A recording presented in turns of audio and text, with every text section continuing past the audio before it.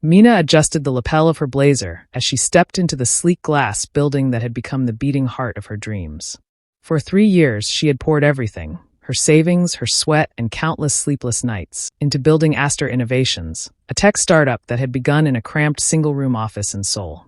Today was supposed to be just another investor update. She had rehearsed her pitch on the way in, already thinking about her next expansion plans. But as she entered the boardroom, the atmosphere told her something was wrong.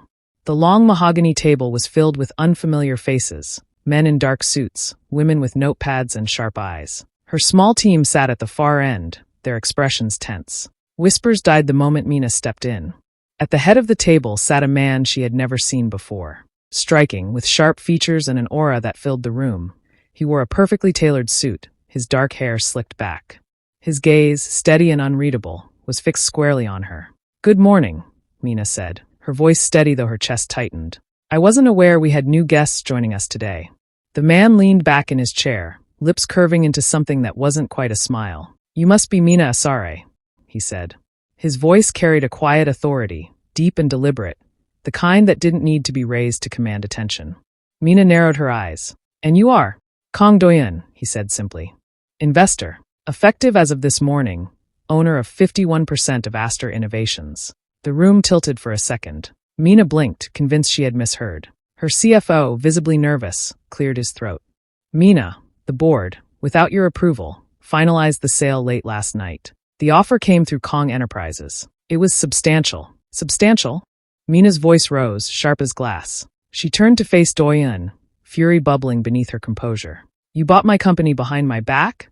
Doyoon tilted his head slightly, unbothered by her outrage. "Correction.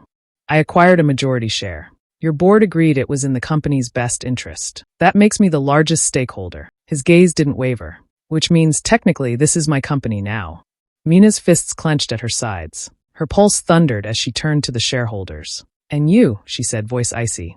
"How could you do this? After everything we've built, you sell me out." The room grew uncomfortably silent before one shareholder, a middle-aged man with graying hair, spoke hesitantly. "Mina, we believed the company truly needed the funds. There were risks, losses, we thought this was necessary." "Necessary?" Mina snapped. "So all those years of sweat, innovation, sleepless nights, they don't matter? You just cared about protecting your precious shares." Another member, a woman with sharp features, added quietly, "We had to think about profits and control. That's all that matters in business." Their words were like ice in her veins. None of them had truly cared about the company or the people who had built it. All they cared about was the bottom line. Doyoon's smirk deepened. He seemed to savor the tension, the raw outrage radiating from Mina. "Exactly," he said softly. "They wanted to protect what little they had, and I made them an offer they couldn't refuse." "You," Mina's words caught in her throat. "You think this gives you the right to waltz in and dictate my company's future?" "I don't erase value," Doyoon replied coolly. "You created something extraordinary. That's why we're here." Mina straightened her shoulders, refusing to let him see how deeply the betrayal cut. "No. The choice is already made. I resign. Effective immediately." A ripple of shock passed across the table. Her team shifted uneasily, but Mina didn't waver. She grabbed her folder from the table, jaw tight. But before she could turn, Doyoon's voice cut through the tension. "So that's it? You're going to abandon your people? The company you claim to love?" Mina froze mid-step, her back stiffening. Slowly, she turned to face him, her glare sharp enough to pierce. "Don't you dare question my loyalty. I stayed when no one believed in us. I fought when the funds dried up.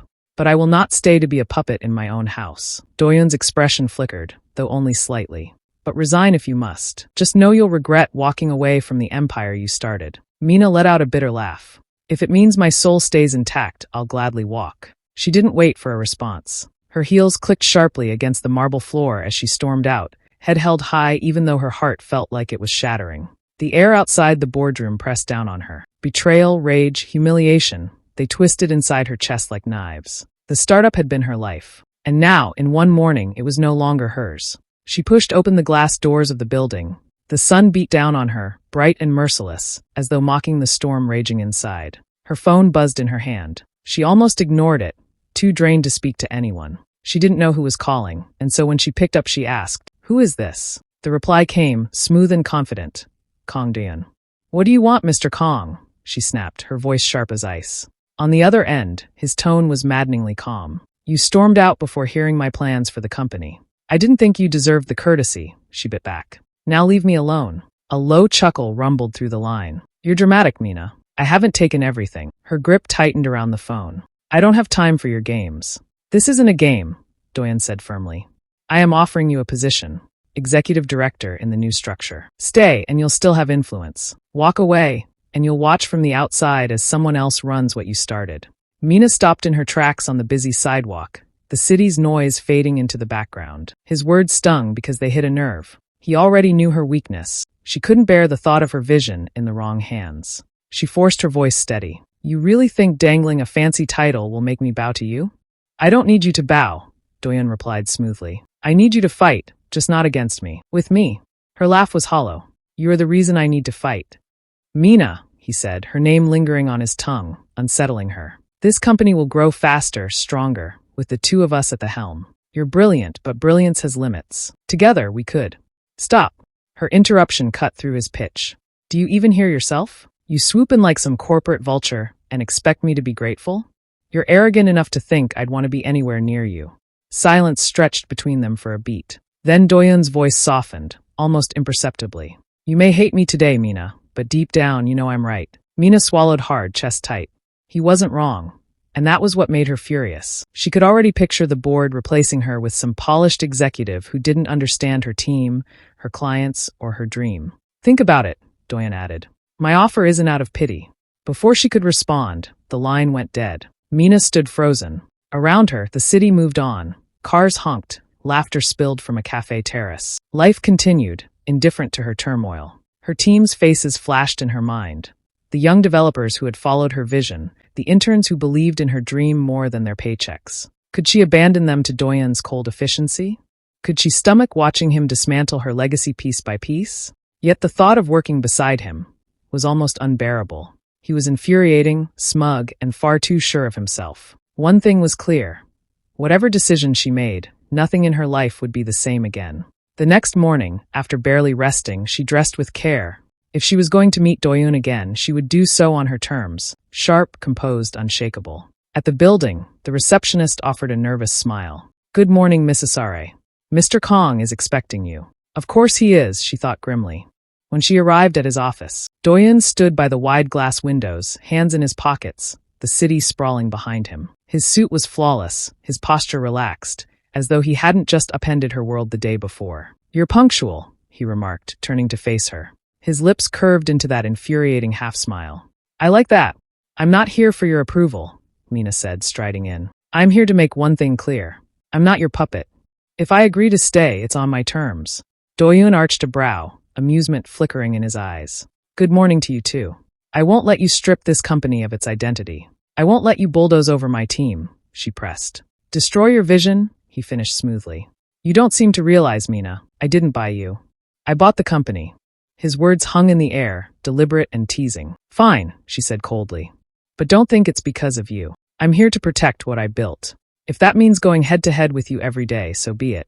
Doyoon's smirk deepened, satisfaction glinting in his eyes. Excellent. I was hoping you'd say that. Mina moved to the table where a stack of documents waited. She scanned the changes he had already made in less than 24 hours. Her jaw tightened. You've already started cutting budgets, she accused. Streamlining, Doyoon corrected. You waste too much on experimental projects. Investors want results, not dreams. Those projects are what set us apart, Mina shot back. Innovation isn't numbers on a spreadsheet. Men like you suffocate creativity. You chase control, not progress. His gaze sharpened, though he remained calm. And women like you burn out chasing passion without structure. I'm not here to kill your dream. I'm here to make it profitable. Their eyes locked, the air between them charged. Mina's pulse quickened. She hated that he could rile her so easily, hated that his words, arrogant though they were, carried a kernel of truth. She slammed the folder shut. If you think I'll let you turn this company into just another corporate machine, you're mistaken. I'll fight you at every step. Doyoon's smile widened, slow and deliberate. Good. I'd be disappointed if you didn't. The meeting dragged on, each point a battlefield. By the time Mina left the office, her nerves were raw, her voice hoarse from hours of sparring. Yet deep down, she felt a strange thrill. She felt alive, even if it was because she wanted to strangle Kang Doyoon. As she stepped into the corridor, he called after her, voice laced with maddening confidence. See you tonight, Mina. We're far from done. Mina had told herself she wouldn't go back to his office that night. But as evening settled over Seoul and the city lights flickered on, she found herself in the company's lobby. In the elevator, she thought of her team, their tension, their uncertainty, their restless energy. Who could blame them? No one knew what Aster Innovations would look like under Kang Enterprises. And maybe that was why she was here. Taking a determined breath, she marched to the office the moment the elevator doors opened. When she pushed open the glass doors, he was there. Jacket off, sleeves rolled, tie loosened just enough to look deliberate. His laptop glowed before him, papers spread neatly in organized stacks. "You're late," he said without looking up. "You are early," Mina replied coolly, dropping her bag onto the table. "I didn't want to come back tonight, but I couldn't risk whatever reckless ideas you might be putting into motion without me here to stop you." That drew his attention. He looked up, eyes gleaming with quiet amusement. "Reckless? I call it decisive." "Of course you do," she muttered, pulling out a chair. They worked in strained silence at first, scribbling notes, crossing out figures, rewording strategies. But it wasn't long before the silence cracked. "You can't just cut the funding for Project Nexus," Mina said sharply, jabbing her pen at the line item. "That's our most promising AI prototype." "Promising doesn't pay bills," Doyoon countered.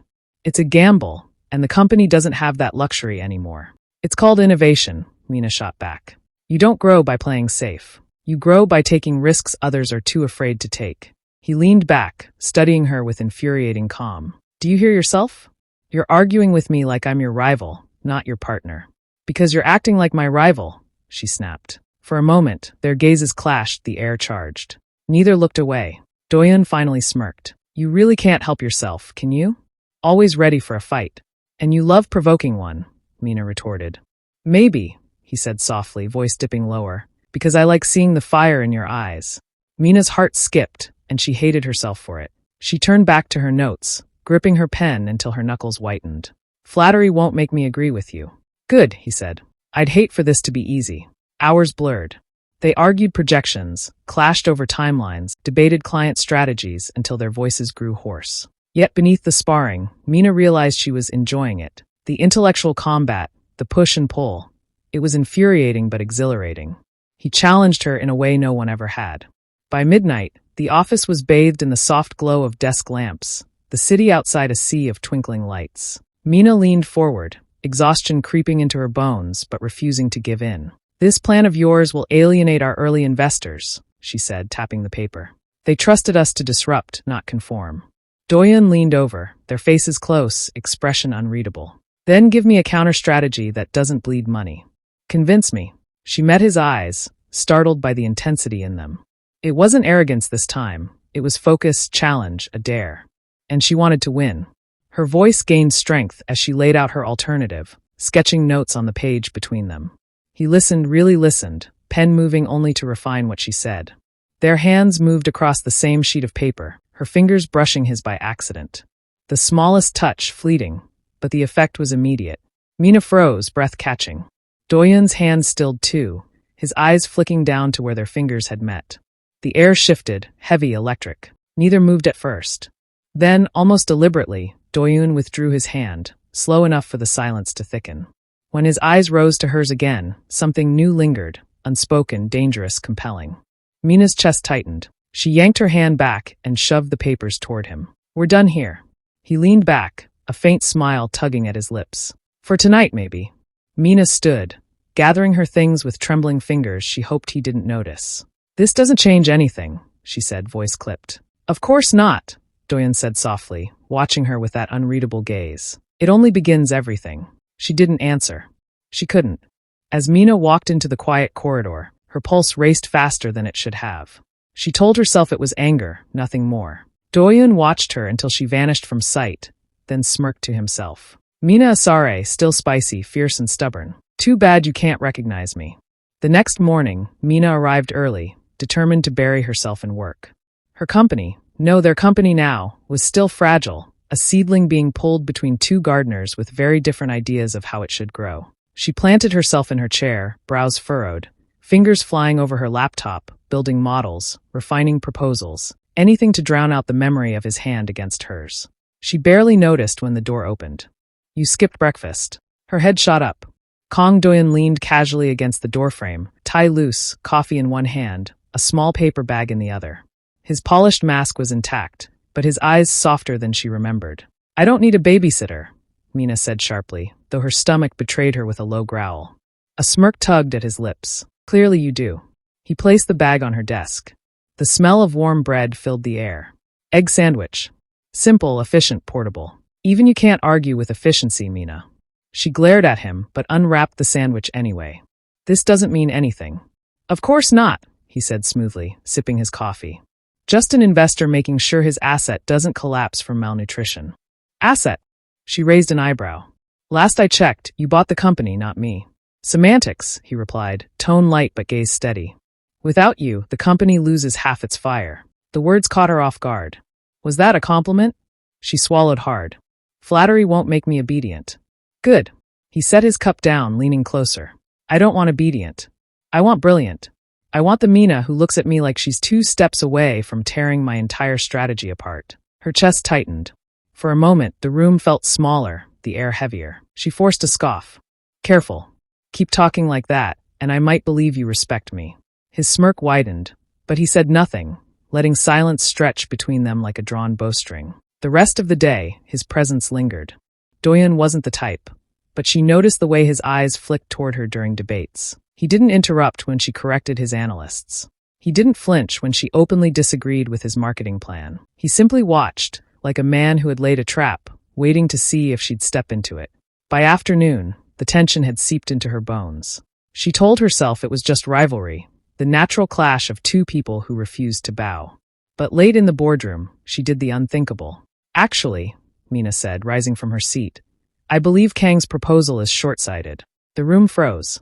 No one, not even senior executives, had ever challenged Kang Doyoon in front of his board and shareholders. Mina's pulse raced, but she held her ground. "If we push into that market now, we'll overextend resources. It might look like aggressive growth, but it's a gamble that risks everything we've built." All eyes shifted to Doyoon. He leaned back, expression unreadable, his gaze pressing into her like a blade. And then he smirked. "Bold," he said smoothly. "Very bold." He rose, buttoning his jacket with deliberate calm. "Perhaps you're right. Or perhaps you've just painted a target on your back." Mina's jaw tightened. "Then I'll take my chances." The board members shifted uneasily while some of the shareholders just chuckled. Doyoon gave her a long, assessing look, then turned toward the door. Meeting adjourned. Whispers followed her through the halls. Some admired her courage. Others muttered about recklessness. Doyoon said nothing. He didn't call her into his office or corner her in the corridors. He let the silence fester, heavy and undeniable. It wasn't until late evening, when the building had emptied, that it happened. Mina stepped into the elevator, exhausted, only to hear a voice behind her. "Hold the door." Her finger hovered over the button as he slipped inside, tall, composed, cologne filling the small space. The doors closed, sealing them together. For a moment, they stood in silence, the hum of the elevator the only sound. Then he turned to her, eyes glinting in the dim light. "If you keep challenging me like that, Mina," he murmured, stepping close enough for her to feel his heat, "I might just enjoy it too much." The elevator descended, but Mina's heart rose, pounding in her chest, betraying the calm mask she struggled to maintain. "You think this is fun?" She finally spoke, her voice sharper than she felt. Doyoon tilted his head, a shadow of amusement crossing his lips. "Isn't it? You enjoy it as much as I do, this battle, this dance. Don't deny it." Her chin lifted, stubborn. "I'm not here to entertain you." His gaze flicked briefly to her mouth before returning to her eyes. "And I'm here to make sure what you built doesn't crumble, but thrives." The air between them thickened, charged with something neither wanted to name. The elevator dinged, doors sliding open to the quiet lobby. Mina stepped out quickly, refusing to give him the satisfaction of seeing her rattled. But his voice followed her. "Good night, Mina. Dream of new strategies." "I'll be ready." She didn't look back. The month that followed only deepened the tension. Doyoon was no longer just the cold investor watching from above. He noticed small things, calling a 10-minute break when she stifled a yawn, sending an assistant with ginger tea when her cough betrayed her, or repairing her office heater without explanation. It infuriated her, because kindness from Kang Doyoon felt like a trap, a snare disguised as a gesture. One afternoon, as they worked side by side on a client proposal, Mina rubbed her temples. "This won't work," she muttered. "You can't just throw money at this client and expect loyalty." Doyoon, leaning against the table, crossed his arms. So, what do you suggest? Relationships? Trust? You can't buy those. He studied her, lips curving slightly. You're right. Mina blinked. Excuse me? You heard me. You're right. She narrowed her eyes. You agree with me too easily. What's your angle? No angle, he said, voice low as he leaned closer. Maybe I just enjoy watching you win. Her heart stumbled. She forced a laugh, covering the heat creeping to her cheeks. You're ridiculous. Perhaps. His eyes glimmered. But you should know something about me, Mina. I don't say things I don't mean. It came to a head 2 days later during another meeting. Mina had grown bolder, no longer just defending her ideas, but dismantling his when she thought they were flawed. She stood her ground in front of executives twice her age, her voice unwavering as she tore apart his plan to acquire a small competitor. It's reckless, she said firmly. We're not ready, and you know it. The room froze, all eyes flicking to Doyoon. He didn't raise his voice or scowl.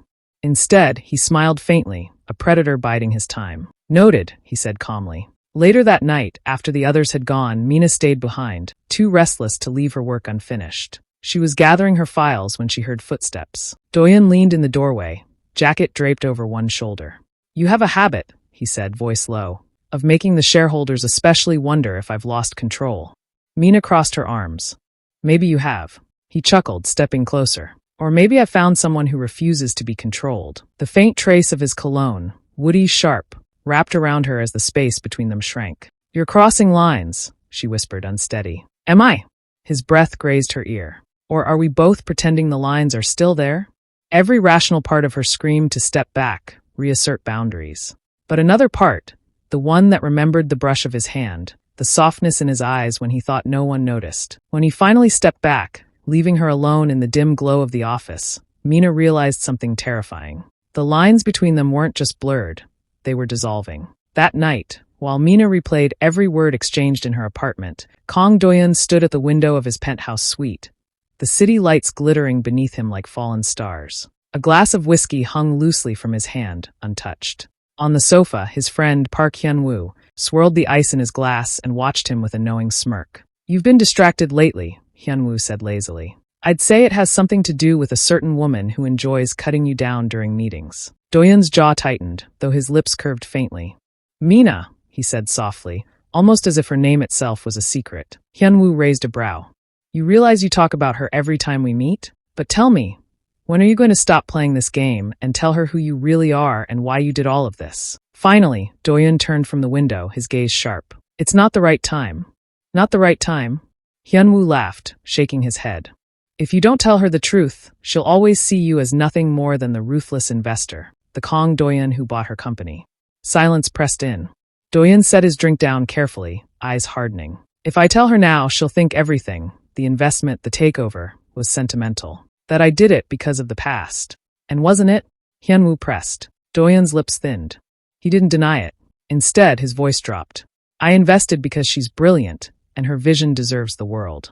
Hyun-woo leaned forward, eyes narrowing. That's not the full story. I know you kept tabs on her ever since she started her company. I also know her board didn't want to sell to you, and you had to use every tactic to get it done. And let's not forget, you were the one who convinced your own board to keep her and her team after the merger. He set his glass down, his voice sharpening. I also know you were the one who helped her the first time she needed funds, out of your own pocket. And when some of her employees tried to sell her product data to rival companies, it was you who stepped in quietly to stop it. So tell me, Doyoon, what's the real reason? The one you won't admit out loud. For the first time that night, Doyoon's eyes softened. Because I couldn't stand watching her struggle for funds while I had the power to change everything for her. Hyun-woo exhaled slowly, lips curving into a half smile. You're not as cold as you pretend. But we both know that's only half the truth. I won't push for the rest. Just remember this. If you don't come clean soon, the truth will cut her deeper than the takeover ever did. Doyoon turned back to the window, neon lights blinking against the night. Mina's face flickered in his mind, her fire, her defiance, the way her eyes sparked when she challenged him. His jaw clenched. Timing was everything. The next day brought a new challenge in the form of a business trip. Mina hadn't wanted to see his face after the charged night before, but when Doyoon informed her that the two of them would be representing the company at a high-profile conference, she realized she had no choice. From the airport lounge to the flight, Doyoon was composed, unreadable. Mina, however, kept her walls high, answering his attempts at conversation with clipped replies, her eyes fixed on her laptop. By the time they landed, exhaustion dulled her sharpness. Yet fate twisted the knife. At the hotel, the receptionist looked apologetic. "I'm so sorry, sir, madam. Due to an unexpected error, there is just one available room left, with 2 beds." Mina's eyes widened. "Absolutely not. There has to be another option." The receptionist shook her head. "Everything else is fully booked for the conference." Doyoon's expression was calm, though his eyes glinted. 2 beds. "We'll take it." Before Mina could protest, the key was already in his hand. The room was elegant, 2 queen-sized beds, a skyline view, and a silence thick enough to choke on. Mina tossed her bag onto one bed, glaring. "Don't think for a second this is acceptable." Doyoon shrugged off his jacket and hung it neatly. "It's not ideal. But you'll survive. You're enjoying this, aren't you?" she shot back. A faint smile tugged at his lips. "Immensely," she groaned, kicking off her heels. "I hate you." "No," he said quietly, settling into the chair by the window. "You want to hate me. There's a difference." Her retort caught in her throat. She busied herself with her laptop, refusing to let his words settle too deeply. The evening blurred with a dinner and a late meeting he had with her. But when the night was over and they returned to their shared room, the facade cracked. Mina dropped onto her bed with a sigh. "Do you ever get tired of this?" she murmured. Doyoon loosened his tie, glancing over. "Of what?" "Of fighting. Of proving yourself. Of feeling like if you stop for even 1 second, everything you are will disappear." Her voice was softer than he'd ever heard it, tinged with weariness. She turned her head, meeting his eyes, her usual defiance dimmed. "I'm terrified, Doyoon. That in all of this, the takeover, the board, the strategies, I'll lose myself. That I'll be tossed aside once I'm no longer useful." The confession silenced the room. Doyoon set his tie aside and moved closer, his eyes burning with intensity. "You think I want to erase you?" She swallowed. "Don't you?" He shook his head slowly. "Mina, the reason I wanted you here, the reason I keep pushing you, is because of who you are. That fire, that vision, you'll never be tossed aside. Not while I have a say." She blinked, caught off guard by the sincerity in his tone. "You sure?" she whispered, almost disbelieving.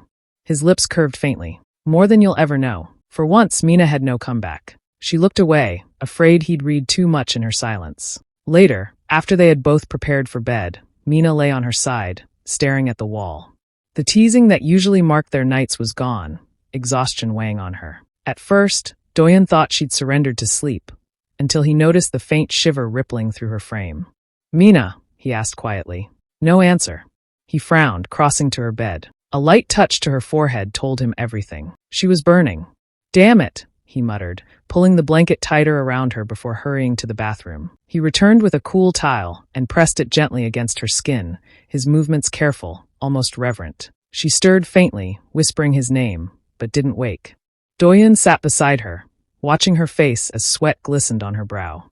His chest tightened in a way he hadn't felt in years. And as he stayed by her side in the quiet hotel room, Doyoon realized the breaking point had already come. He had crossed the line. He wrung out the towel again, his movements precise, almost desperate to ease her discomfort. "You're going to be all right, Mina," he muttered, brushing a strand of damp hair from her face. She stirred at the sound of his voice, lips parting.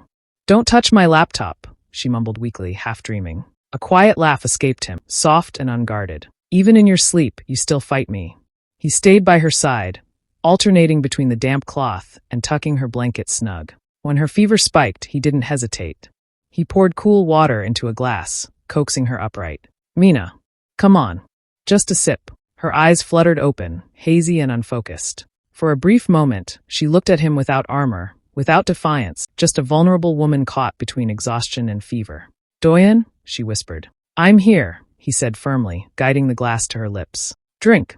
She obeyed, swallowing a few mouthfuls before sinking against him. Her head rested briefly on his chest, the heat of her skin searing through his shirt. Doyoon froze, then exhaled slowly, his hand hovering before settling lightly on her shoulder. Hours passed. Doyoon never returned to his bed. Instead, he kept vigil, changing towels, watching her, refusing to close his eyes. Near dawn, her fever broke. Color returned faintly to her cheeks, her breathing steadier. Relief hit him so strongly it stole his strength. The first rays of light slipped through the curtains when Mina finally stirred. Her lashes fluttered, and she blinked at the damp towel on her forehead and Doyoon, slouched in a chair, still in his shirt from the night before. "What happened?" she asked. "You had a fever," he said simply, his voice rough from a sleepless night. She stared, startled. You took care of me? He shrugged lightly, as if it had cost him nothing. Don't read too much into it. It was either that, or let you burn yourself out completely. And I don't intend to lose valuable partners. Her lips twitched faintly. Partners, huh? That's what we are now. His eyes locked on hers, and for a heartbeat neither spoke. Then he stood, straightening his shirt. You should rest. We'll reschedule the conference. He picked up his phone. Move the conference to tomorrow afternoon. Inform the delegates. Once the arrangements were confirmed, he glanced back at her. She reached out weakly, her fingers brushing his wrist. He froze, staring down at her touch. Why? She whispered. Why go this far? The truth slipped out before he could stop it. Because I care more about you. Her eyes widened, but before she could respond, he gently eased his hand free. Get some sleep, Mina, he said quietly. And then he left. She lay there long after, her thoughts tangled. She should be angry. She should accuse him of overstepping, of making her feel something she swore she wouldn't. Kang Doyoon was supposed to be her enemy, the man who bought her company. But last night, when her defenses crumbled, he hadn't been her rival. He had simply been the man who stayed. And that terrified her more than anything. By the next afternoon, the grand conference hall buzzed with anticipation. Industry leaders, investors, and media filled the space. Mina stood backstage, pale but steady, her laptop open beside her. Doyoon appeared, sharp in his suit, his gaze locking on her. Are you sure you're up for this? She lifted her chin. I said I was fine. You're not going to stop me, are you? His jaw tightened, then he nodded. No. But if you collapse, I'll drag you off stage myself. Her soft laugh broke the tension. Deal. When the lights dimmed, Mina took the stage. Her voice, clear though faintly rough, carried conviction. She spoke of vision, authenticity, and building legacies, not just profits. The audience leaned in, drawn to her fire. By the end, the room erupted in applause. From the front row, Doyoon sat still, his eyes fixed on her before finally applauding. Slow, deliberate, commanding. Backstage, Mina exhaled, adrenaline coursing. Doyoon was waiting. You were flawless, he said. Her smile reached her eyes. Told you I was fine. For a beat, silence pressed between them. Then Doyoon leaned closer, voice low. You may have won them all, Mina, but the one you've truly unsettled is me. The ride back from the airport was unusually quiet. City lights streaked past, silver against the glass, while Mina sat with folded arms, staring at the blur. Doyoon drove with one hand steady on the wheel, his thoughts churning. He'd insisted on taking her home, brushing off her weak protests. When they reached her apartment, she unbuckled her seatbelt but lingered. Do you want to come in? She asked softly. His gaze held hers. The offer wasn't casual.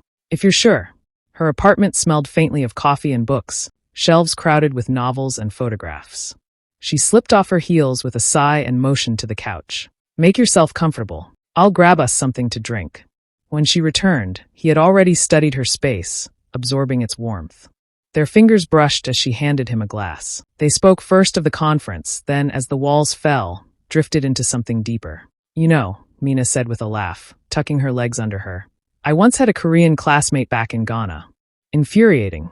Always had to prove he was smarter. We clashed all the time. Her eyes sparkled with the memory. Teachers dreaded pairing us up. Doyoon froze mid-sip.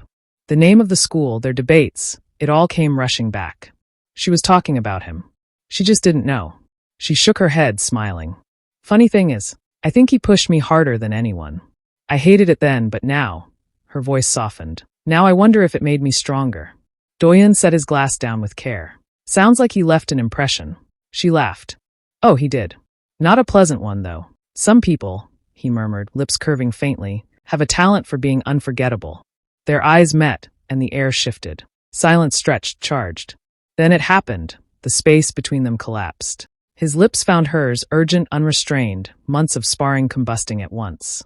She gasped but didn't pull away. Her hands clutched his shirt. His palm cradled her jaw, thumb grazing her cheek until she shivered.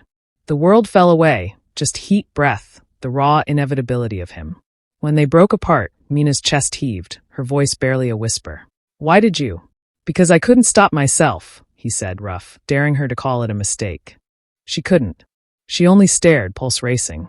Doyoon raked a hand through his hair, stepping back. I should go. She blinked. You're just leaving? His gaze darkened. If I stay, I won't stop at just kissing. He bent, pressing one last kiss to her forehead. Good night. Then he was gone, the door clicking softly shut. Mina sat frozen, heart pounding, her lips still burning from the fire he left behind. The days after the kiss were complicated. Neither Mina nor Doyoon spoke of it, yet it lingered, an unspoken thread that made every glance heavier, every conversation sharper. Mina buried herself in projects, determined to smother the memory beneath deadlines. Doyoon, meanwhile, became paradoxically protective of her in meetings but more cuttingly competitive in private. It was a storm, friction and attraction colliding at every step. 2 weeks later, they attended a prestigious gala crowded with Korea's most powerful investors. Mina, regal in her evening gown, moved through the room with calm poise. Not everyone welcomed her presence. As she passed, a rival investor sneered. "Your company never deserved Kang Group's takeover, nor the funds you're getting." Mina stiffened, ready to fire back, but Doyoon's voice cut through first. "Careful with your words, Mr. Young." The crowd quieted. Doyoon's tone was sharp enough to draw blood. "You've tried to secure funds from my company for 2 years and always failed. Do you know why?" He didn't wait for an answer. "Because her company was worth the risk. Unlike yours." The rival flushed, stammering before retreating into the murmuring crowd. Whispers rippled through the hall, but Mina only felt the weight of Doyoon's defense. Later, she slipped onto a quiet balcony to breathe, the city glittering beneath them. When Doyoon followed, the air thickened. "Thank you," she said softly. He studied her, expression unreadable but strangely vulnerable. Then he decided the time was right. "There's something you should know," he said, voice dropping. "That classmate you mentioned from Ghana, that was me." Mina blinked, stunned. Her lips parted, but no words came. He continued, steady yet raw, explaining everything he had done for her over the years. When he finished, Mina's heart pounded. She gripped the balcony rail, breath uneven. "You," she managed, shaking her head. "All this time, and you never said a word?" "I knew it would come to this," he admitted quietly, gaze steady. "But if I were given the chance, I would do it all again. Just take time to think about it." The silence stretched, heavy with everything unsaid. Doyoon's eyes lingered on her one last time before he turned and walked inside. That night after the gala, Mina lay in bed replaying Doyoon's words. At first, anger flared. He had changed her fate without her consent. But as she remembered his sincerity, she realized he hadn't stood in her way. His challenges had pushed her to sharpen her vision and fight harder. He hadn't dismantled her dream. He had strengthened it.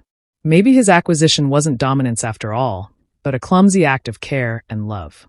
By morning, a decision had settled in her heart. She was grateful for someone who truly cared. 2 days later, she did something she never imagined. She texted Kang Doyoon and asked if he was free for dinner. The reply came almost instantly. Name the time and place. When she arrived at the quiet restaurant tucked away on a side street in Gangnam, Doyoon was already there. He rose as she entered, his tailored suit catching the dim golden light, but his expression remained unreadable. "You asked me out," he said once they were seated, tone curious more than surprised. "That's unexpected." Mina smiled faintly, folding her hands on the table. "I know. I thought about what you said at the gala, about why you acquired my company." Doyoon leaned back slightly, gaze steady as she continued. "I realized you didn't take my company away. You gave me the chance to grow it in ways I never imagined. You made me sharper, stronger. And the truth is, I'm glad you were there." Something shifted in his expression, like a mask slipping. For once, his carefully maintained composure cracked, revealing a vulnerability he usually kept hidden. He leaned forward slightly. "Mina," he said quietly, "I tried to keep my distance. I told myself this was about business, about helping you reach greater heights. But the truth is, I fell in love with you throughout the journey. Watching you build it, fight for it, and stand so fiercely for your vision, I couldn't look away. And every day since, I've only fallen harder." Her lips curved into a small smile. "For a man who thrives on strategy and control, you're terrible at hiding your feelings." He chuckled under his breath, shaking his head. "You make me lose control. That's the problem." Mina's smile softened, chest tightening with a truth she could no longer ignore. She leaned in slightly, voice quiet but certain. "And you've made me fall for you, Doyoon." For a heartbeat, neither moved, the weight of her words hanging between them. Then he reached across the table, his hand brushing hers, and she didn't pull away. Moments later, he leaned in, and their lips met, slow at first, then deepening with the urgency of everything they had held back. The world outside faded, leaving only them, finally choosing each other. The following month brought the board meeting that would decide if her company would run independently under his company, wrapping Mina's chest in quiet tension. She had barely slept for weeks. Adjusting her blazer in the mirror that morning, she forced herself to breathe. "You've worked for this. You've earned this." At the building's entrance, Doyoon was waiting. His suit was sharp as always, but his eyes softened when they met hers. "Ready?" he asked, slipping his hand into hers. "As I'll ever be," she replied, squaring her shoulders. Inside, the boardroom felt like a courtroom. Senior members sat in silence, eyes sharp, assessing. Mina's heart pounded, but the moment she stood to present, the nerves burned away. She spoke with clarity and conviction, outlining strategies for expansion, her vision for the company, and her strength as a leader even in the shadow of acquisition. When a director challenged her, she countered with calm precision, dismantling doubts with evidence and logic. By the end, silence fell, a different silence. Respectful. Awed. Finally, one senior member said, "Impressive." Mina inclined her head politely, pride glowing inside her. As the meeting concluded, applause broke out. Scattered but genuine. Doyoon leaned close, voice low. "You were perfect." She gave him a look. "Not perfect. Just enough." He smiled faintly. "You've always been more than enough." The shareholders and Kang Doyoon reconvened to review Mina's presentation. The outcome was unanimous. Her company would operate independently under Kang Group, retaining creative control, gaining strategic oversight, and securing access to funding. When the news reached Mina and her team, their excitement was palpable. But for Mina, it was proof that her vision had not only survived but thrived. From that moment, their relationship shifted into something steadier, bolder. They went on dates without hiding, sometimes grabbing late-night dinners after long meetings, other times sneaking away for quiet weekends outside the city. At the office, employees noticed the change, his glances softer, her laughter freer. Her company had grown to rival the heights of Kang Group, flourishing under her leadership. One night, Doyoon took Mina to a rooftop restaurant, the city glittering below them. It was just the two of them, candles flickering in the warm breeze. He stood, nervousness flickering behind his calm exterior, then lowered himself to one knee. "Mina," he said, voice steady, "will you marry me?" Her breath caught, tears brimming. "Yes," she whispered, smiling through the rush of emotion. He slipped the ring onto her finger and pulled her into a deep, lingering kiss. The world seemed to disappear around them. When the kiss broke, Doyoon reached into his jacket and pulled out a folder. Mina frowned. "What's this?" "Open it," he said. She flipped it open and froze. The papers confirmed that she now held the majority of shares in her company. Her eyes flew to his. "Doyoon, how? Your board members and shareholders would never allow such a profitable company like mine to go." "I convinced them," he said simply, his tone matter of fact, but his eyes warm. "They didn't like it at first, but after seeing the work you and your team accomplished, they no longer wanted the shares. So, my dear fiancé, you deserve this." Tears slipped down Mina's cheeks as she pulled him close. This time, when their second kiss came, it wasn't fiery or rushed. It was slow, certain, two people who had finally found their way to forever.